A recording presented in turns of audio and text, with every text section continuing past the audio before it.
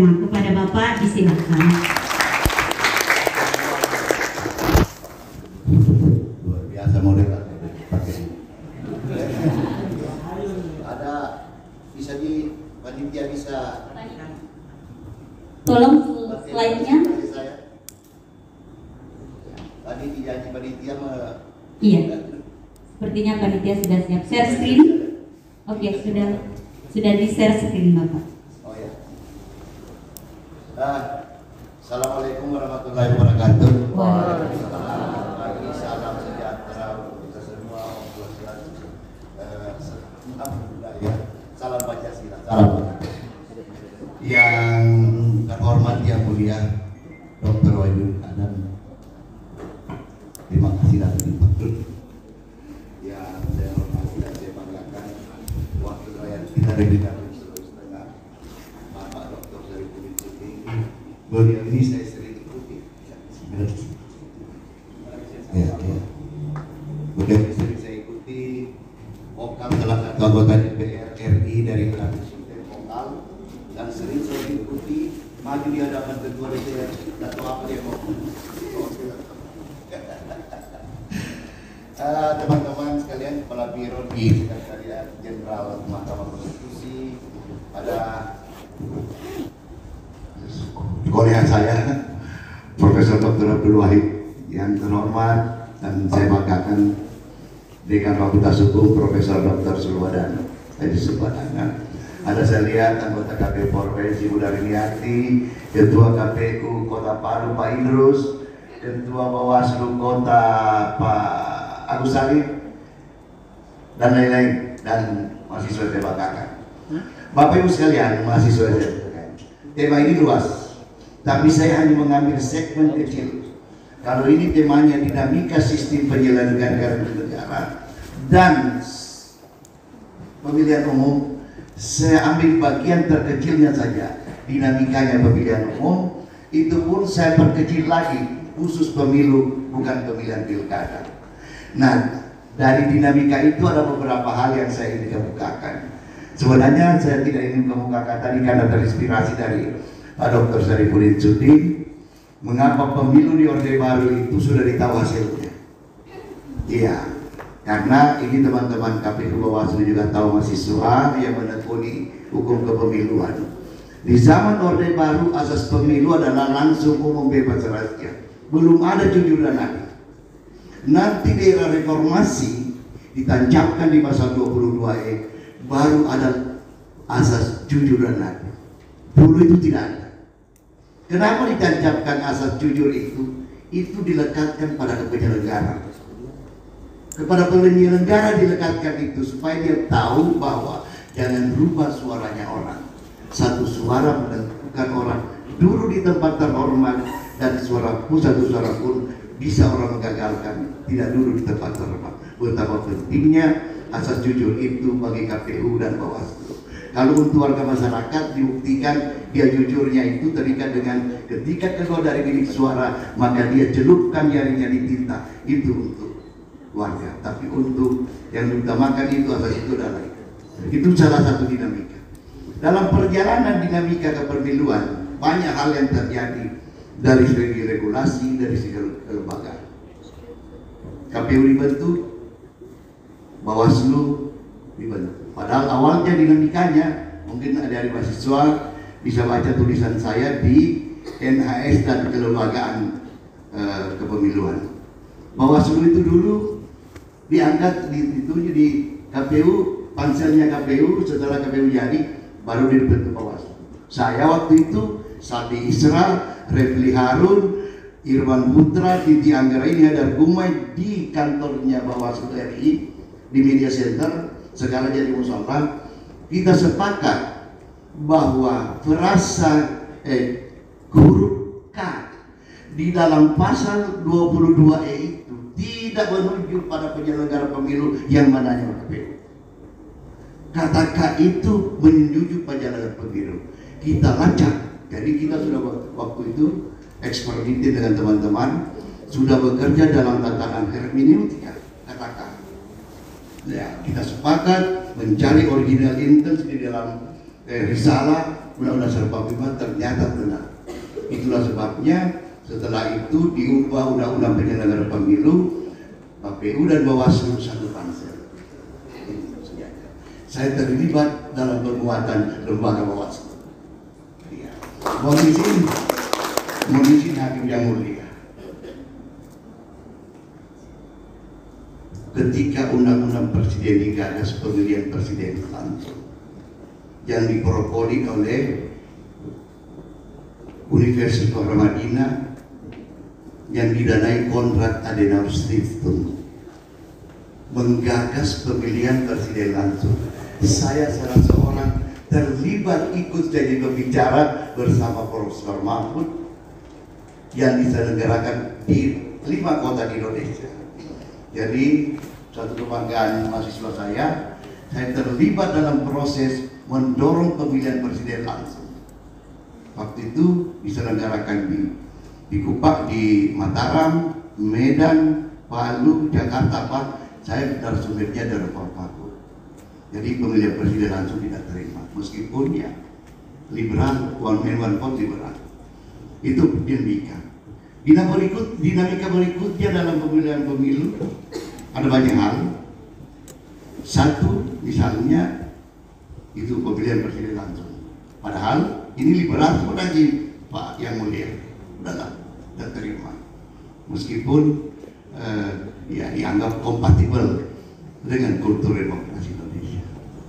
Ada dinamika yang lain, parlemen terpaksa dari 2,5% 4 menjadi 4. Ya, katanya untuk memperkuat sistem presidensial, ya harus begitu.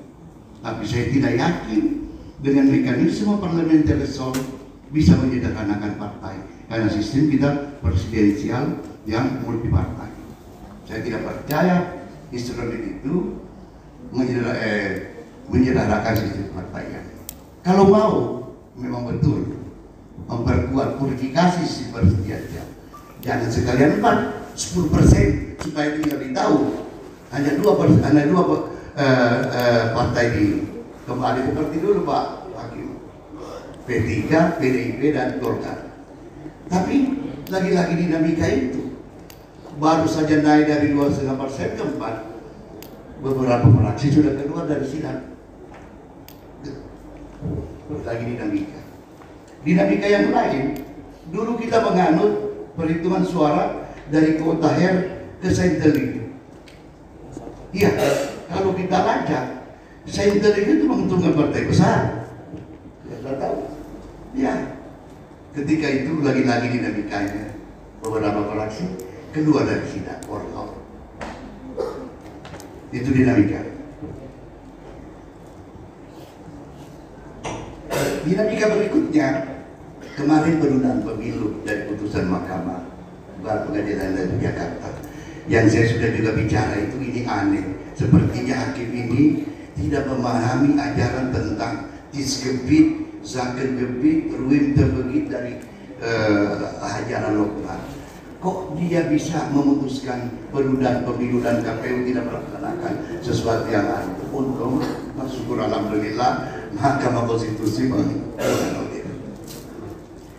Lalu dinamika berikutnya, ini kampanye di putusan MK, bisa juga kampanye di pendidikan tinggi, sepanjang diminta. Jadi MK membatalkan penjelasan pasal itu yang harus dipakai di. Nah, yang jadi pertanyaan adalah bagaimana mekanisme kampanye di perguruan tinggi nanti? Ya, itu yang harus dicari formulanya. Mungkin tugas KPU ingin untuk menerjemahkan kembali putusan MK ini. Mungkin kita bisa mengadopsi ketika misalnya Barack Obama datang ke kampus, mungkin itu yang mengilhami. Ya, nanti kita diskusikan apakah sistem seperti itu kompatibel dengan demokrasi kita. Jadi kita jual gagasannya. Itu satu hal dari dinamika.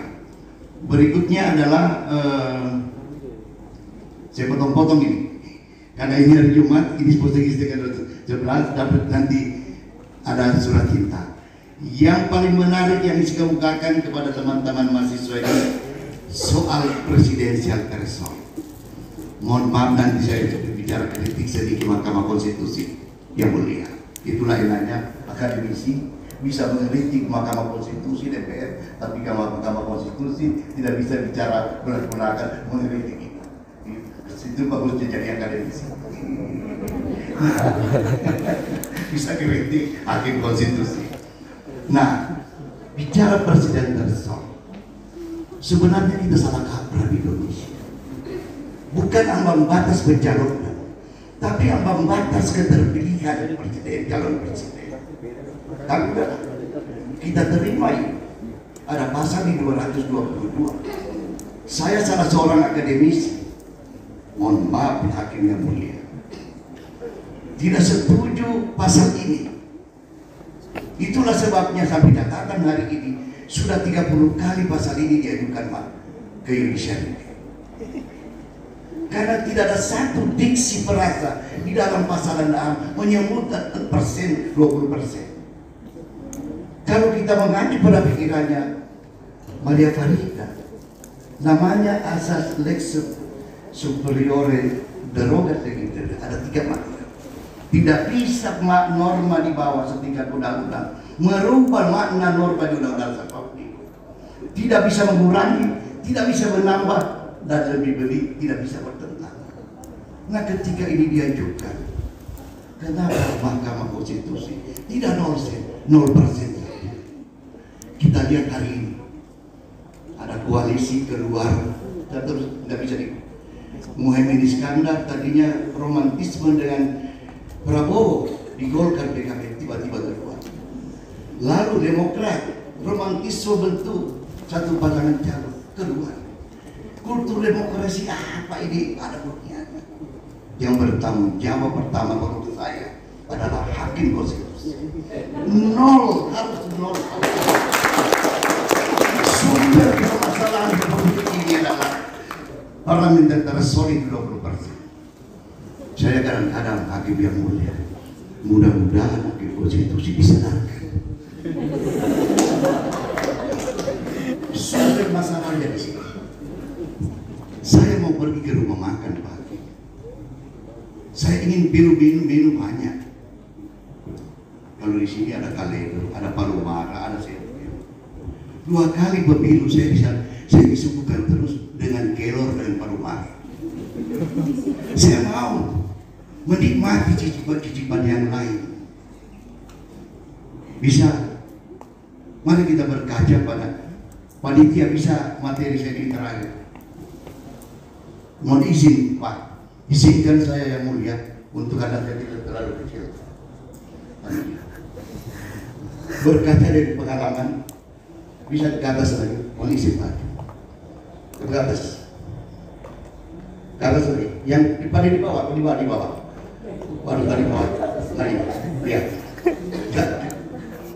Yang satu nomor 1. Di Amerika dikira orang cuma republik dengan demokrat. Ada third party, ada calon-calon presiden lain, bahkan independen. Itu Peru 2016 8 paslon presiden. Peru tidak mengenal presiden Threshold, tapi keterpilihan. Ya. Konstitusi berhasil memberi kewenangan sepenuhnya kepada partai. Pada pemilu 2018 terdapat 13 paslon presiden wakil presiden. Meksiko 2018 4 paslon. Iya, 1 dipalahkan independen. Mantan ibu negara Margarita Zavala, kedua dari partai PAN itu hanya menjadi independen pun bisa. Kok begitu majunya demokrasi di negara lain? Iya, mari Kazakhstan mengenai ambang batas pencalonan presiden pada Pilpres 2000 ada sebanyak 13 paslon. Kita 2014, 19, 2 itu terus makanan yang disebutkan. Kita mau menikmati makanan lebih enak. Ya. Ayo ke atas lagi, karena Uruguay di presiden Threshold 2019 11 partai mengajukan masing-masing calon presiden. Perancis 11 partai pada jadi 2017 terdapat 11 calon yang diajukan partai. Finlandia, Portugal, dalam catatan saya ada 49 negara yang tidak menggunakan ambang batas pencalonan presiden. Mengapa Mahkamah Konstitusi kita ini tidak membatalkan pasal 222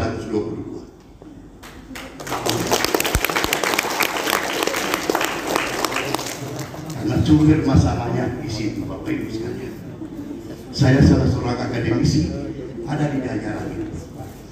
Ya, maka Pak, saya mengakhiri saya punya materi ini dengan catatan: mudahkan orang mendapatkan hak konstitusionalnya dan persulit orang kehilangan hak konstitusionalnya. Ini persoalan. Terima kasih moderator, supaya saya tidak dapat surat teguran dari ini. Baik, luar biasa apa yang disampaikan oleh Prof. Dr. Amin Dingkasi Mesayuma. Jadi yang telah membuka pengetahuan hasanah kita lagi terkait dengan bagaimana berbagai negara melihat dinamika presidensial threshold. Baik, saya buka sesi diskusi kita untuk narasumber yang kedua. Namun jika Bapak Sarifudin Suding, waktu yang digunakan kami ingin membuka. Baik, ya. Saya buka sesi diskusi. Silakan. Satu orang saja, baik. Silakan, adik mahasiswa. Jadi apa yang disampaikan oleh Prof. Dr. Amin, saya teringat pendapat dari kawan saya. Kata beliau, kalau yang menyampaikan itu adalah profesor dan itu salah karena profesor tidak mengenal salah, jadi apa yang disampaikan ketika salah pun itu adalah penemuan baru. Iya. Jadi ya, silakan adik mahasiswa, tadi ada yang mau bertanya dari sudut kiri. Panitia tolong suaranya.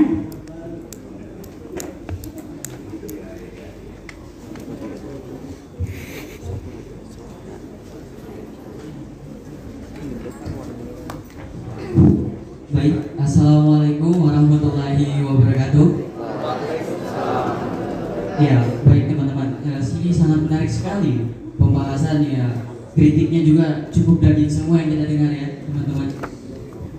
Pertama terkait dengan presidensial threshold, ambang batas pencalonan presiden ini memang masih banyak kontroversi di dalamnya.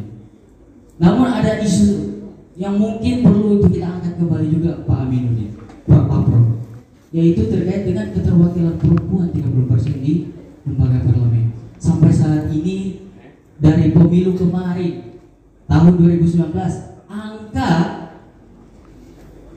30% itu belum mencukupi anggota parlemen. Tentu ini menjadi satu isu sentral yang harus kita lihat bersama. Karena kekurangan keterwakilan perempuan akan mempengaruhi otak-otak cerdas anak muda sekarang. Tentu gen kecerdasan itu dari seorang ibu tentunya, bukan dari seorang ayah. Makanya kekurangan perempuan sangat berbahaya untuk kecerdasan anak bangsa kita.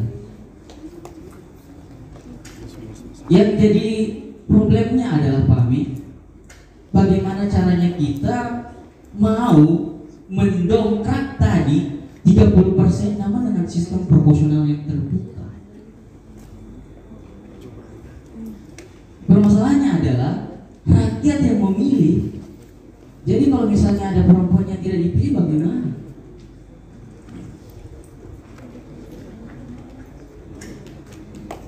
Jadi bagaimana tanggapan dari Pak Prof itu? Jadi cukup sekian. Assalamualaikum warahmatullahi wabarakatuh. Terima kasih. Langsung saja direspon oleh Bapak Prof. Masih pertanyaan yang bagus. Soal keterpilihan perempuan. Dulu soal, jadi di undang-undang partai politik kepengurusan harus 30 periode. Jadi pertama beberapa pembentukan undang peduli soal perempuan. Dulu tentang setiap calon, setiap calon ada satu perempuan. Derajat hukumnya diletakkan di peraturan KPU. Tapi setelah keluar undang-undang nomor 7 pemilu sudah derajatnya di undang-undang. Jadi wajib hukumnya di dalam penetapan caleg sementara simulasinya laki-laki perempuan 3 calon 1. Jadi derajat. Cuma pertanyaannya, kita butuh kualitas afirmatif action perempuan atau kuantitas? Iya. Saya mau kasih contoh soal kualitas. Saya mulai urut satu-satu ya. Ketua DPRD Sulawesi Tengah perempuan. Ketua DPRD Morowali perempuan, Ibu Mega. Ketua DPR World Ibu Mega, bukan Ibu Mega, Ketua DPR World perempuan, Ketua DPR Banggai Laut perempuan. Dari 12 kabupaten, 1 kota. Udah berapa? Ini baru ketua, belum anggota. Artinya, kalau kita ingin mendorong affirmative action yang derajat hukumnya tegak benar, kita mau kualitas atau kuantitas? Itu enggak. Ketua DPRD. Kenapa saya tahu ini? Mohon maaf, waktu habis dilatih semua ketua DPR, saya lah yang memberi pembekalan 12 anggota DPR di kabupaten dan kota. Jadi saya tahu, oh ini boleh perempuan semua ketua. Ini saya tahu. Dan banyak perempuan anggota DPR. Cuma memang ada kritik saya kepada partai politik. Perempuan kali ini, kalau tidak memenuhi syarat tadi, tidak bisa jadi peserta pemilu di dapil ini. Saya teringat waktu tenaga ahli Bawaslu Sulteng, Golkar di dapil Palu Selatan hampir tidak jadi peserta pemilu karena laki-laki. Waktu itu disengketakan. Begitu juga di provinsi PAN. Saya ingat betul, Suprapto itu tidak bisa PAN jadi peserta pemilu di dapil Tojo Undang-Undang karena laki-laki seperti itu masih derajatnya diperhatikan. Sederhana saja jawabannya, Pak Suprapto, jangan saja 2 laki-laki, masukkan perempuan, kasih kurang uang biaya fotokopi suatu pendekatan yang tidak melalui harus melalui sidang di ternyata dia lolos. Nah, kalau Selatan dulu Pak Tony dulu hadir itu lalu sengketa dan salah satu saksi ahlinya Pak Dr. Taf, saya tahu betul. Jadi gini, ada yang ganjil memang saja. Hanya karena partai politik supaya dia menjadi peserta pemilu di dapil itu, dibujuk bila dia dibawa ke Jakarta, dikasih uang fotokopi untuk pengurusan caleg, dikasih apa semua. Setelah pemilu berlangsung, kedua partai abaikan. Ini mestinya menjadi perhatian. Saya amati, kenapa kau bisa jadi caleg? Saya dikasih uang fotokopi berlengkap, dibawa ke Jakarta supaya jadi dalam tanda kutip tipu-tipuan juga di partai politik. Hanya karena untuk membujuk perempuan supaya dia terpenuhi sebagai peserta pemilu di dapil. Maunya saya harus tumbuh kesadaran bahwa perempuan juga bisa bermain di parlemen. Tumbuh kesadaran. Dia harus tumbuh kesadaran. Oleh karena itu, yang harus dibenahi adalah apakah undang-undang tentang partai politik sudah melakukan pendidikan politik yang baik. Karena itu salah satu fungsinya, melakukan kaderisasi. Tumbuhkan itu, jangan kepada perempuan supaya betul-betul ada kesadaran bahwa kalau saya mau jadi caleg memang karena saya memang ingin saya banyak hal yang saya perjuangkan. Kira-kira. Terima kasih. Baik, terima kasih Prof atas tanggapannya bahwa memang terkait dengan kontestasi yang diikuti oleh perempuan based on quality dari perempuan itu sendiri, how to make a better us before our country, yang untuk kemajuan negara kita tentunya. Hadirin yang berbahagia, yang disampaikan oleh Prof. Dr. Aminuddin Kasim SMH tadi ada kutipan yang menarik bahwa mudahkan orang mendapatkan hak konstitusinya dan persulit orang untuk kehilangan hak konstitusinya, juga menutup seminar kita pada hari ini. Waktu juga yang memisahkan kita, insya Allah di lain kesempatan bersama Yang Mulia Hakim Konstitusi dan juga Bapak Sarifudin